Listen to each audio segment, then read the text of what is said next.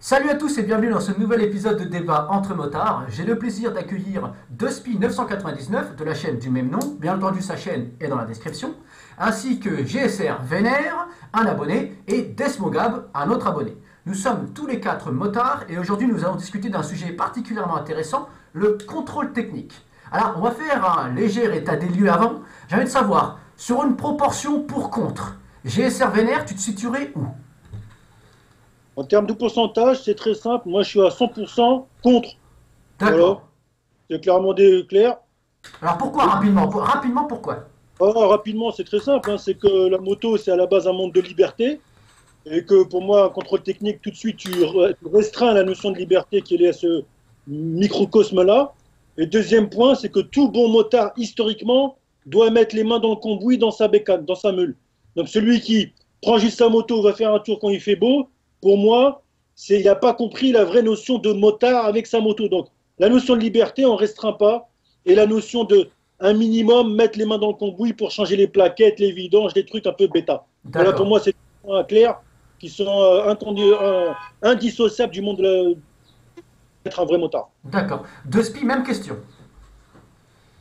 Ouais, bah écoute, moi, je serais globalement contre à 80% et il y a quand même 20% qui me font réfléchir quand même. Alors rapidement, pourquoi? Ouais, parce que je trouve que ça pourrait être intéressant pour la revente, pour ceux qui sont primo-accédants et de moto, qui viennent d'avoir le permis, qui n'y connaissent absolument rien. Et ça pourrait peut-être les rassurer d'avoir un contrôle technique OK pour une moto. Et le deuxième point, alors évidemment, c'est une minorité silencieuse, mais j'ai déjà vu des motards qui roulent avec des pures épaves. Quand je te dis des épaves, c'est des épaves. Et c'est ce qui me fait un petit peu réfléchir au bien fondé, malgré tout, du contrôle technique dans une moindre mesure. D'accord. Desmogab, même question, pareil. Moi, je suis à 300% contre, car tout simplement, je trouve que c'est inadapté aux mécaniques que sont les motos. Euh, pour moi, c'est un peu comme si on faisait des contrôles techniques pour chaque moto, chaque voiture hypersport. Ça n'a aucun sens pour moi. Chacune a une mécanique différente. Et en plus de cela, donc je rejoins GSR sur ce point-là. Il s'agit de la sensibilisation. Elle est aussi bien sur les risques et dangers de la route que sur comment fonctionne sa moto et qu'est-ce qui fait qu'on freine ou qu'on accélère. Et D'accord. donc, à partir de là, voilà, je trouve qu'il n'y a pas grand sens à contrôler le taux d'émission parce que c'est en ça que consiste principalement le contrôle technique. D'accord. Alors, moi, j'aimerais moi aussi donner mon pourcentage. Alors, moi, personnellement, je dirais que je suis à 60% contre et 40% pour. Alors, donc, c'est moi qui suis, entre guillemets, le plus pour, même si je suis majoritairement contre. Alors, rapidement, pourquoi est-ce que je suis contre? Eh ben, je suis contre parce que c'est vrai que dans mon cœur, dans mon âme, pour moi le motard ça a toujours été un mécano. Voilà, et quelque part être responsable de sa mécanique, de ses plaquettes, de ses disques, de l'usure de ses pneus, etc. Pour moi, quand même, ça aide à la responsabilisation, ça aide au fait que, eh ben, on ne se contente pas d'être simplement spectateur de l'état de sa moto, on est un vrai acteur. Et de ce point de vue-là, je sais pas, voilà. De ce point de vue-là, c'est vrai que mon cœur penserait pour le contrôle technique, c'est pas bon. Mais d'un autre côté, c'est vrai que je m'incline sur le fait que j'ai quand même tendance à penser que le contrôle technique est un mal, là encore, nécessaire. Pourquoi? Parce que j'ai l'impression, mine de rien, qu'avec les générations qui se suivent, il y a de moins en moins cette caricature du motard mécano et que l'état global des motos fait que, voilà, j'ai l'impression que les gens vont de moins en moins s'en occuper. Et en plus, il y a un autre point aussi, c'est que les motos commencent à être de plus en plus techniques. Et je ne sais pas si certains motards, si les nouveaux motards peuvent tous se préoccuper de leur sécurité. Et il y a encore effectivement le point de ces épaves, entre guillemets, parce que c'est vrai qu'il y a des mecs qui roulent avec des épaves, qui ne regardent jamais l'usure de leurs pneus, etc. Et pour moi, ça c'est un danger. De spi. Ouais, quand tu dis elles sont de plus en plus techniques, elles sont de plus en plus technologiques, elles sont de plus en plus électroniques. Et là où ça va devenir compliqué pour les motards mécanos, c'est qu'à un certain moment, il y a certaines choses qu'ils pourront pas gérer eux-mêmes. Après, là, je rejoins Desmo. Est-ce que ces nouveaux contrôles techniques-là qui arriveront seront effectivement capables de pouvoir analyser les défauts techniques, les défauts électroniques, sachant que chaque machine est différente? Ça va poser, à mon avis, ces genres de problèmes-là. Ça, c'est vraiment quelque chose qui me fait un petit peu peur. Après, voilà, comme tu disais, je suis persuadé qu'il y a une grande proportion de motards responsables qui, par amour pour leur machine et tout simplement par le souci de sécurité, parce qu'ils n'ont pas envie de crever sur leur moto, entretiennent le mieux possible leur moto, que ce soit eux-mêmes ou chez un garage. Mais il existe malgré tout une petite proportion d'abrutis qui contrôlent jamais rien. Et alors quand je te dis jamais rien, c'est jamais rien, qui démarrent leur moto, qui se barrent. Et malheureusement, des fois, il y a des accidents très graves aussi à cause de ça, quoi. Et puis, Voilà, si j'aimerais dire une chose claire, c'est que bon, la notion d'abruti qui n'entretient absolument pas sa meule, sa bécane, ça existe, cette minorité-là existe dans tous les mondes. Moi, j'en ai marre d'une chose, j'en ai marre qu'on fasse toujours des règles pour l'exception. C'est toujours on dit l'exception, hein. Franchement, j'en ai, pour rester poli, je veux le dire, j'en ai plein le cul T'es vénère. Mais non, je suis vénère. Pourquoi? Parce que toujours à cause d'un mec, on va faire payer à 40 000 mecs. Et MVF, tu as dit un truc, quelque chose dont je suis pas d'accord, moi. C'est que, clairement, mettre un contrôle technique va contribuer à accentuer cet effet de déresponsabilisation du nouveau motard vis-à-vis de sa bécane. C'est-à-dire qu'il va se dire, tiens, on contrôle ma moto, il y a, je sais plus, moi, un organisme de contrôle technique, Autosur, je sais même plus comment ils s'appellent, les mecs, ils ont contrôlé ma moto, donc tiens, ils m'ont mis OK, donc tiens, je regarde pas les plaquettes, je regarde pas Donc ça contribue à augmenter encore plus cet effet de déresponsabilisation vis-à-vis de sa meule. Et on va lui mettre un tampon OK, et il va dire, allez, c'est bon, je peux rouler pendant 2 ans, je sais pas combien de temps ils veulent faire ça, mais je peux rouler pendant 2 ans sans regarder les pièces mécaniques. Et pour répondre à l'ami avec les lunettes et le super bandana, Desmogab, c'est pas compliqué. L'électronique, même de SPI, vous avez dit une chose, il y a l'électronique de plus en plus, ça, il n'y a pas de problème. Et moi, je dis une chose, c'est qu'on ne pourra jamais remplacer les plaquettes, les disques, l'huile de fourche, le graissage de la chaîne par l'électronique. Donc, une moto par essence même restera mécanique. Et je ne suis pas d'accord avec vous sur le fait il y a plus d'électronique, donc le mécano ne va rien pouvoir toucher. Et il va pouvoir toucher encore 80% du train roulant d'un véhicule, de sa réaction. Après, l'ordinateur de bord, tout ça, on s'en fout. C'est pas ça qui compte. Vraiment. Voilà. Bah, moi, en fait, je me suis pas exprimé sur le fait de l'électronique ou quoi. Au contraire, je voulais rebondir sur ce que Despi voulait dire et MVF aussi.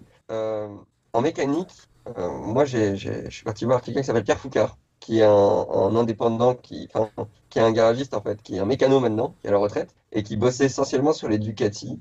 Je discutais avec lui, puis je m'intéressais aussi, je me disais, mais il y a plein d'électronique, machin, ça doit être bizarre et tout. Il y a tellement de capteurs qui arrivent sur les nouvelles Ducati, tu regardes la 1200 par exemple, tu as des capteurs partout et tout, la multistrada. Et puis je lui ai dit, mais attends, mais comment tu fais pour te mettre à jour? Et il me dit, mais faut arrêter, hein. Il n'y a rien qui a changé. Oui. Les bécanes, elles sont pareilles. C'est la même chose. Les boîtiers d'injection, c'est les mêmes. La seule chose qui a été instaurée, c'est les aides au pilotage. Et toute l'électronique n'a strictement rien à voir avec la mécanique de la moto. Et il faut savoir une chose, c'est que pour moi, ne pas entretenir son véhicule, c'est pareil que de faire un wheeling à 140 km/h sur l'autoroute. C'est exactement le même type d'excès. C'est-à-dire que c'est dû à la même chose, manque d'éducation à l'auto-école et manque de sensibilisation. Et ensuite, manque de connaissances. Donc, qu'est-ce que c'est qu'une plaquette? Comment ça se change? Donc, c'est principalement dû à ça. Et ensuite, ça engendre des comportements où le gars n'a rien à foutre parce que sa bécane, elle avance encore droit.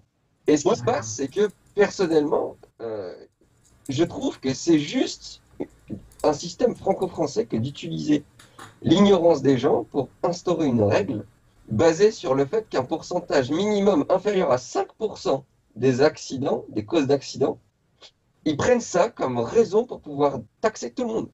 Alors, Despi voulait réagir là-dessus, oui. Là, je te rejoins des mots, c'est ce qu'on appelle la politique sécuritaire. Là, on fait flipper les gens pour ouvrir un marché. Ça, je suis entièrement d'accord. Là, on est en train d'aborder la question purement mécanique du contrôle technique. Moi, j'ai envie d'aborder aussi, et là, je vais rejoindre mes 80% archi contre. Ce contrôle technique, à mon avis, va être un nouvel impôt et va encore engendrer un putain de business pour beaucoup de lobbies, encore une fois de plus. J'ai bien peur aussi qu'on en arrive à un moment où la moindre pièce non d'origine sera totalement interdite, même un tout petit clignotant. Déjà, là, pour le moment, comme on appelle ça, les pots d'échappement, c'est plus ou moins toléré, même s'ils sont, comment dire, homologués, mais dès que ça fait 1 décibel de plus, casse-toi, 1500 balles, enfin, c'est ce qu'ils veulent mettre en place petit à petit. Voilà, moi c'est surtout sur ce point vraiment très noir que là je refuse catégoriquement le contrôle technique. Alors moi je voulais rebondir là-dessus. Je voulais rebondir là-dessus de Speed. Alors moi aussi c'est vrai que je suis d'accord sur le fait que je ne pense pas que ce soit dû au hasard qu'il y ait autant de pression qui soit exercée sur le gouvernement pour mettre en place un contrôle technique. Je pense effectivement qu'il y a de gros lobbies européens du contrôle technique qui ont fait du lobbying, tout simplement. Donc le lobbying, qu'est-ce que c'est? Parce que beaucoup de gens utilisent lobby sans savoir ce que c'est. Le lobbying, c'est légal. En fait, c'est tout simplement le fait de discuter, d'influencer les politiques avec des propositions. Alors en général, ce sont les grandes entreprises qui font ça. Ils ont donc des lobbyistes qui vont aller voir directement les politiciens. C'est quand même un principe un petit peu borderline niveau démocratie parce que c'est un genre de pot de vin légal. Hein, on va pas se mentir, mais c'est un petit peu ça quand même.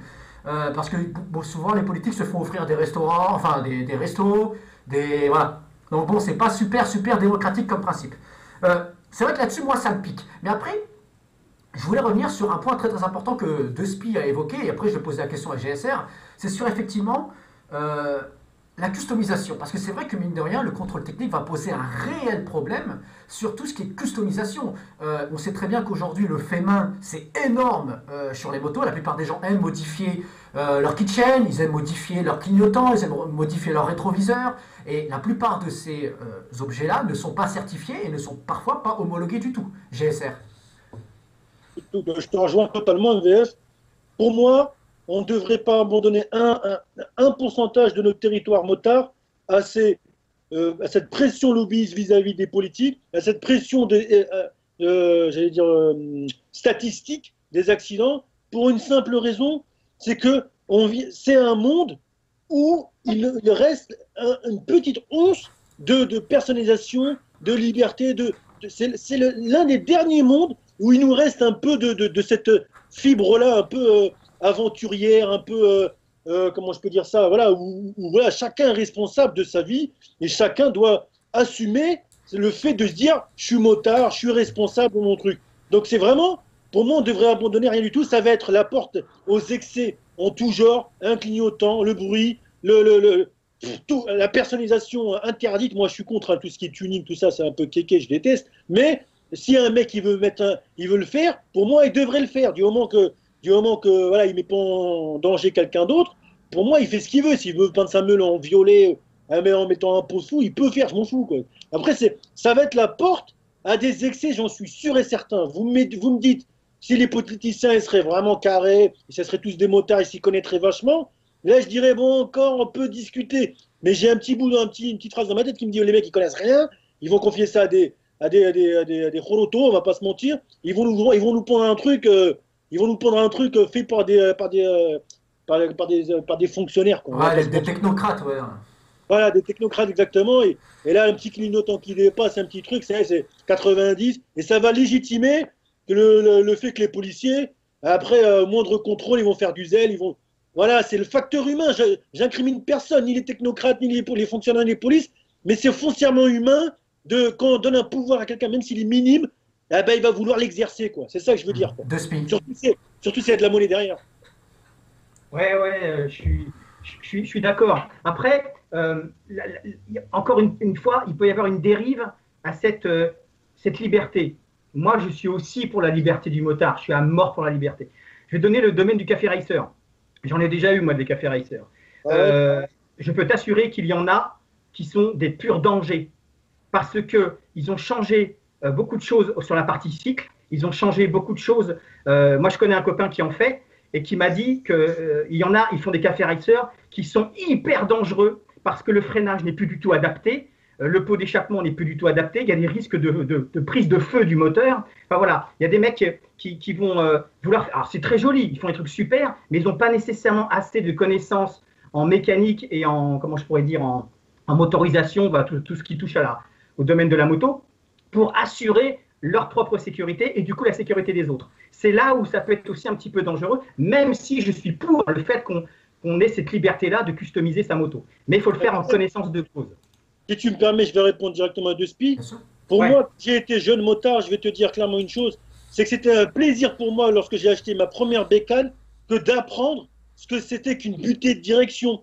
Tu vois, j'ai acheté ma première moto, il y avait une butée de direction sur les deux qui était cassée. Donc le mec, il m'a enflé, tu vois. J'ai acheté une moto qui était en procédure RSV, mais non déclarée. En fait, elle aurait été déclarée RSV si le mec il aurait déclaré son assurance. Mais tu vois, il y avait une butée de direction. Je ne le savais pas. Donc j'ai appris sur le tas. Donc c'était dangereux pour moi. Mais je suis pas fils de motard, tu vois. Donc j'ai appris, j'ai passé le permis tout seul. J'ai appris tout seul, j'ai acheté mon propre bécane tout seul, j'ai pris un garage, j'ai acheté des outils, je me suis dit, vas-y, on rentre pas dans ce monde-là, bien beau, tout neuf. Il faut à un moment donné se glisser en dessous, faire des vidanges, faire agresser sa chaîne. Tu vois, ça fait partie de l'apprentissage que de mettre les mains dans le cambouis.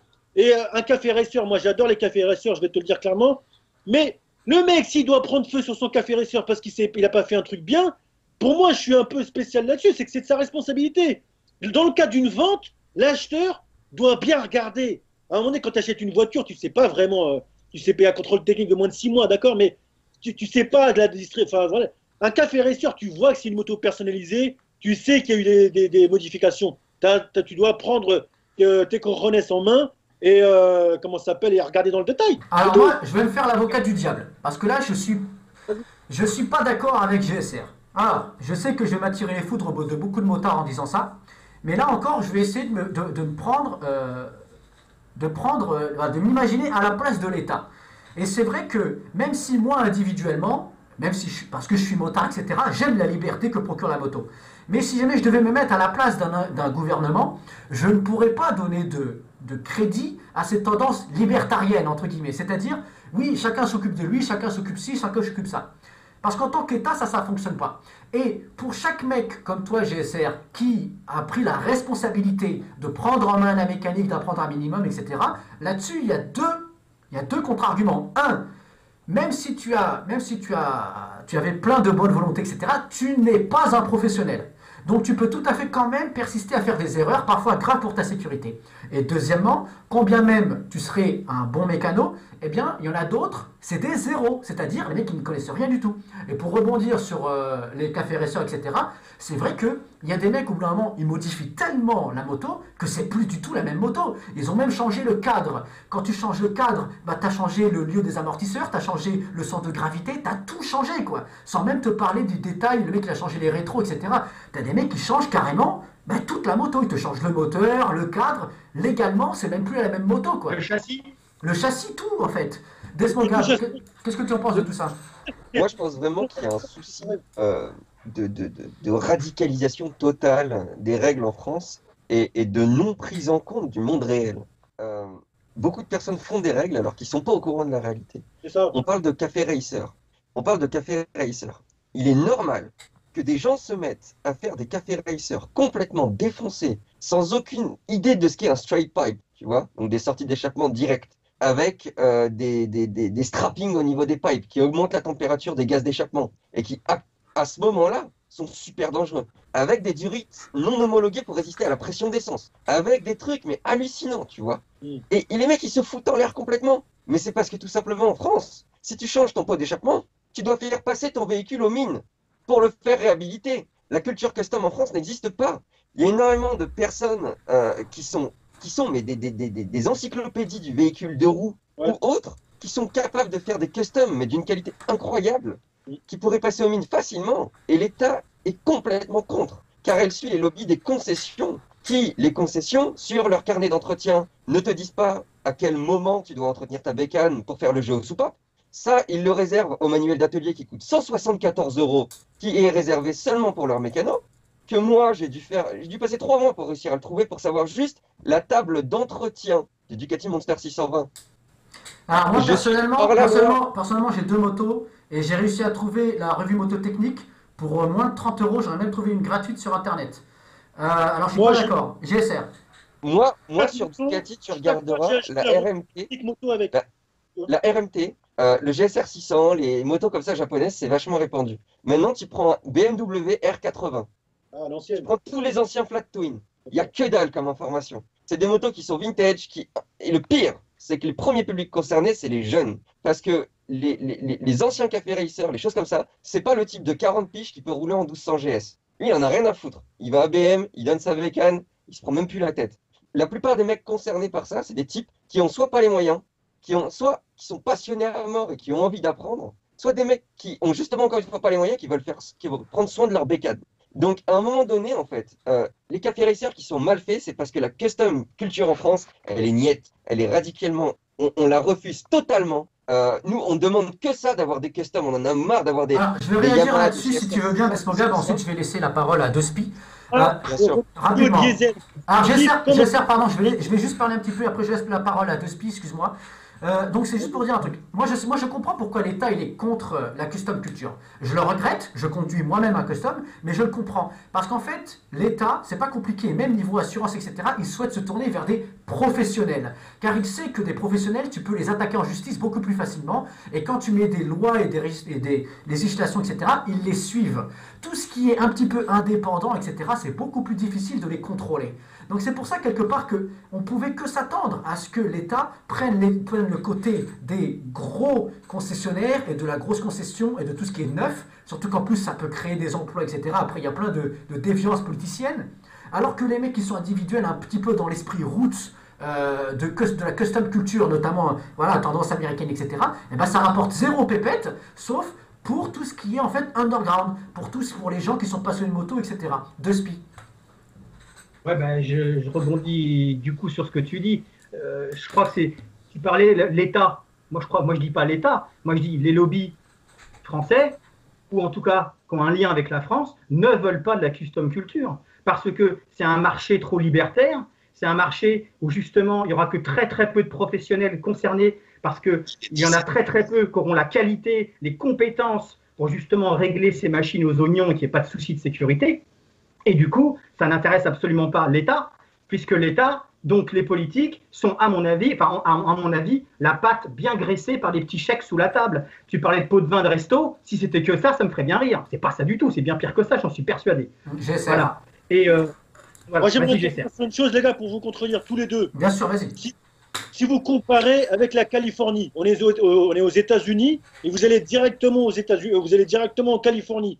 Je suis désolé, les gars, mais c'est-à-dire que pour aller vers ce monde-là, d'accord, ça va prendre du temps, l'État il n'y gagne pas forcément, mais une fois que c'est installé, il y a tellement d'entreprises qui vont s'ouvrir dans la personnalisation, dans la custom culture, ça sera des professionnels de la personnalisation et du custom qui vont après payer leurs impôts à l'État, qui seront dédiés à ce monde-là, qu'après il faut juste le délai de mise en place. Vous allez à Las Vegas, vous allez à Los Angeles, il y a combien d'entreprises? Il y en a 1 million, je ne sais pas, il y en a beaucoup. Je dis pas, enfin, il y en a beaucoup qui sont dans la peinture personnalisée, dans la modification de châssis, dans le train roulant. Il y en a beaucoup et eux payent leurs impôts. Eux sont immatriculés au registre des commerces et des sociétés de la ville.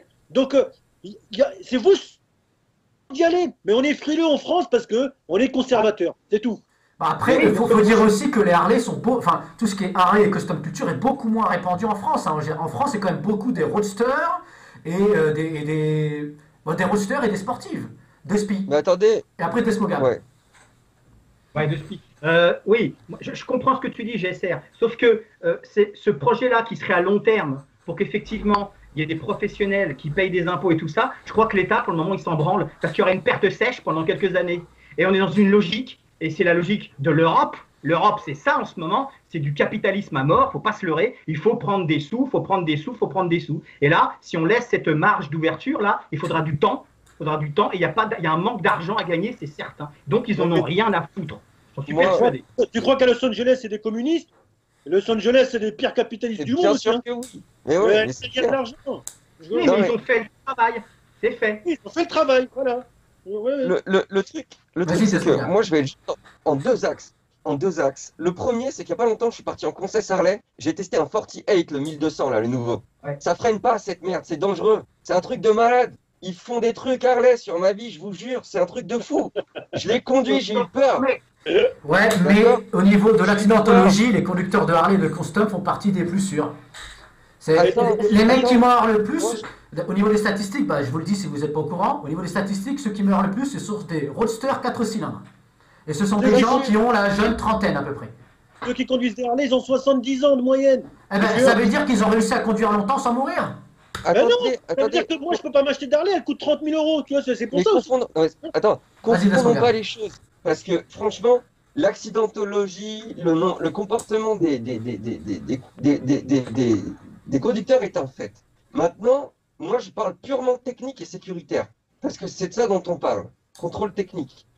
Le contrôle technique doit faire en sorte, moi je pense, qu'une moto doit freiner sur telle distance. Ce qui n'est pas le cas. Ça ne freine pas, j'ai eu peur. Moi je suis sur une Ducat, d'accord? Je vais aller sur le deuxième axe maintenant. Je suis sur une Ducat. Ma Ducat avait un disque de frein à la base. Parce que je n'avais pas le fric. Parce qu'il n'y avait pas de contenu. Parce qu'il n'y avait pas de contenu éducatif. Parce que les garages refusent de faire ces choses-là. J'ai rajouté un deuxième disque. J'ai rajouté un deuxième étrier. J'ai trouvé la durite aviation qu'il fallait. J'ai changé le mètre cylindre. Sauf que sur la procédure, malgré le fait que j'ai fait de l'ingénierie mécanique, du fait que je n'étais pas au courant du fonctionnement de la machine, parce qu'il n'y a même pas de schéma disponible, alors que l'on les achète à des dizaines de milliers d'euros, on n'a pas les schémas avec. Et ce qui se passe, c'est que j'ai changé et installé tout ça, et j'ai fait une seule erreur. C'est que la vis, et là par exemple, il n'y a pas beaucoup de monde qui le savent, la vis de précontrainte du levier d'embrayage, je l'ai trop enfoncée. Ce qui fait qu'il y a deux valves, une qui permet de faire remonter le liquide de frein dans le mètre cylindre. Il y a une de ces deux valves qui n'était pas à l'air libre. Le liquide de frein s'est bloqué dans l'étrier. Les plaquettes chauffaient contre le disque, ça a chauffé le liquide de frein s'est étendu, s'est dilaté, et les plaquettes de frein, l'étrier a serré le disque. J'étais à 50 km/h, ma moto freinait toute seule. Bah, excuse-moi, mais moi j'ai envie de te dire que ce que tu viens de dire, ça donne du grain à ceux qui veulent étendre le contrôle technique en disant regardez, on met pas de contrôle technique, les gens se permettent de faire n'importe quoi. Si jamais il avait fait une bêtise, personne n'aurait vu cette erreur et il n'y aurait jamais eu de correction. Alors juste deux spies, vas-y. J'y viens. Ouais. J'ai envie de dire, Desmo, quand bien même tu l'aurais super bien fait, qu'il n'y aurait eu aucune erreur, du coup, tu serais hors la loi parce que ta moto n'est plus d'origine. Et c'est là que je te rejoins par contre, parce que c'est vraiment triste. Parce que quelque part, tu as pris conscience de ta sécurité. Tu t'es dit, ma moto, elle ne freine pas suffisamment. Je vais faire quelque chose de bien. Et de par ces lois à la con qui vont nous tomber sur la gueule, où la moindre pièce de nom d'origine sera rajoutée, eh ben, tu seras devenu hors la loi. Et là je te rejoins, ça m'énerve. Là, ouais, mais si j'aurais trouvé un professionnel qui fait de la customisation et qui a les accréditations pour pouvoir passer des contrôles de mine qui soient reconnus, mais putain, c'est des super possibilités d'emploi. Les jeunes qui font aller à l'école nationale de mécanique de moto, vous verrez, les mecs, ils ont juste envie de pouvoir ouvrir un garage et de se faire plaire à faire des customs, des fonctionnaires qui peuvent faire des contrôles véhicules, des contrôles, comment dire. Le principe, c'est que si on fait des nouveaux cadres, moi, je ne parle pas de la custom culture complète, avec des mecs qui passent de tringles en métal à des cadres. Parce que les cadres, ils sont étudiés par des ingénieurs, il y a des contraintes qui sont étudiées, et ça, c'est important de conserver ce savoir et de conserver cet aspect. Par contre, quand on prend un véhicule qui est sorti, d'accord, comment dire, d'un concessionnaire avec des centaines d'ingénieurs qui ont bossé dessus, et qu'on ne modifie seulement que esthétiquement, qu'on enlève que certaines parties, je pense vraiment que certains fonctionnaires sont aptes à pouvoir donner une accréditation du fait que ça n'a pas trop été changé. Sur les Ducati Monster, il y a une modification très très courante qu'il s'agit de supprimer sur les anciens la bavette arrière. Et pour faire ça, il faut couper une extension de cadre qui ne fait pas du tout partie de la partie cycle fonctionnelle de la moto. À partir du moment, si j'écoute la législation, si tu coupes le cadre, ta moto elle est RSV direct, tu peux pas rouler avec. Moi, j'étais pas au courant quand je l'ai acheté. Moi, c'est une modification que beaucoup de personnes font. Et ça n'influe en rien sur la bécane. J'essaie. Et pour finir sur mon erreur. Vas-y, finis vite alors, s'il te plaît, Desmogal, pour laisser parler les autres. Je vais te dire une chose. Déjà, pour moi, tu cherches les problèmes à rouler en Ducati. Tu vois. Je te le dis déjà. Bon, moi, je suis dans le propos. Quand je suis Ducati, dans la merde, on fume. Je suis là, il n'y a pas de truc. Quoi. Moi, je roule en japonaise ou en allemande, mais j'aime bien les cafés. J'aime bien. Après, c'est autre chose. Les Américains, les Indians, les trucs comme ça. Bon. Pour moi, hein, rajouter un étrier, tout ça, tu vois, là, tu viens de me tirer une balle dans le pied.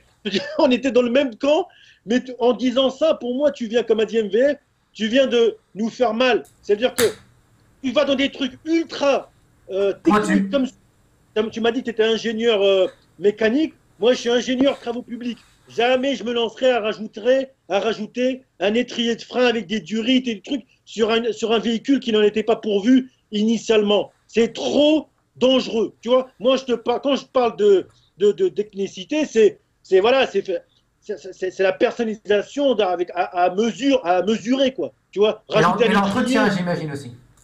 Et l'entretien, bien sûr, l'entretien classique, je le passe, toutes les vidanges LDR, enfin les trucs classiques, tu vois, vidange de liquide de frein tous les 2 ans, va vérifier, va voir si tous les motards ils font leur vidange de liquide de frein tous les 2 ans comme c'est préconisé. Parce qu'il y en a plein, ils font pas, et quand ils le font, eh ben, ils le vident totalement, après ils doivent taper sur comment on appelle ça, bon, après il y a de l'air dans le truc, ils doivent tout purger, donc souvent ils appellent un vrai mécano.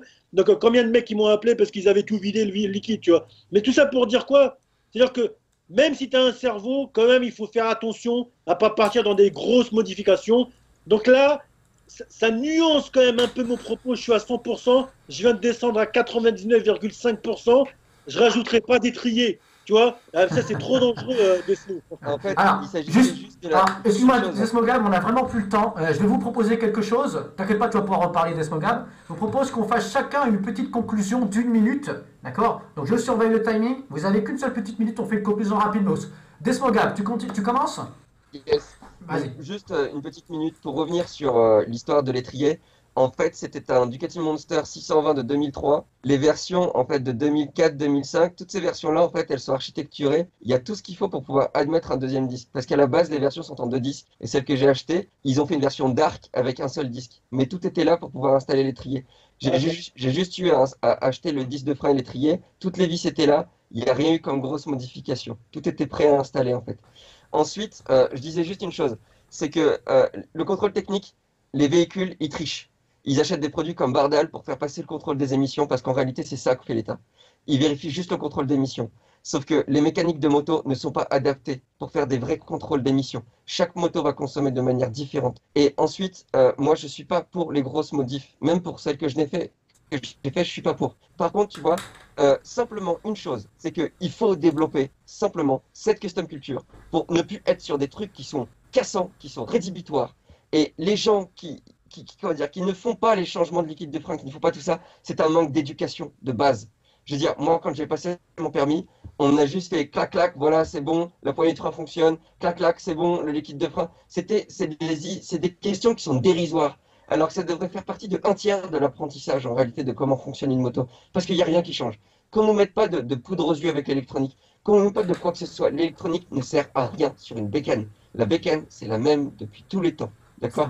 Même sur les plus grosses BM, l'électronique ne fait rien.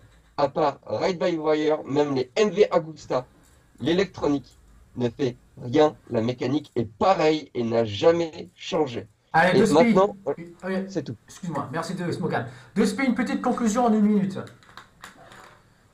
Ouais, pour conclure, moi je vais absolument pas, non, je vais pas changer ma proportion. Je suis globalement contre le contrôle technique. On va dire toujours à peu près 80%, 20%.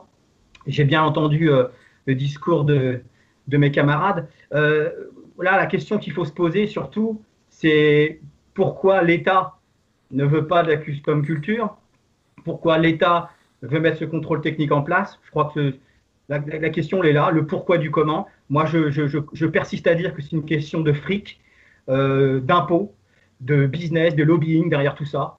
Et voilà. Après, je pense toujours que moi, je suis le premier à penser que quand je m'achète une voiture, j'achète tout le temps une voiture avec un contrôle technique OK.